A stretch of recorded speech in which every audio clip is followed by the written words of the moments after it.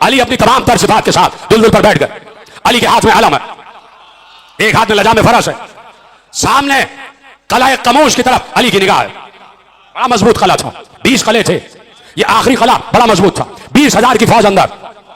यहूदियों ने जब मदीने से चले हैं और वहां से निकले हैं तो खैबर को अपना मुस्तकर बना लिया और यहीं पर उन्होंने अपना कैपिटल बनाया। उनका सारा कैपिटल भी यही था और उनका कैपिटल भी यही था। याद रखो, यहूदियों का कैपिटल जहां भी होगा वो कहलाएगा खैबर, और खैबर बगैर अली फतह नहीं हो सकता। अली के हाथ में अलम आ चुका था और अली खले को देख रहे थे। या रसूल अल्लाह, कब तक जंग करूं? पैगंबर ने मुस्कुराते हुए कहा, या अली, जब तक एक एक यहूदी ला इलाहा इल्लल्लाह ना कह दे। क्या जुमला कहा है? या अली, जब तक एक एक यहूदी ला इलाहा इल्लल्लाह ना पढ़ ले।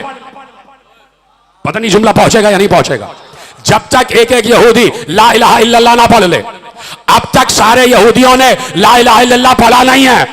इसका मतलब है अली का वार अभी भी जारी है, अली के जुल्फकार अभी भी बेनियाब।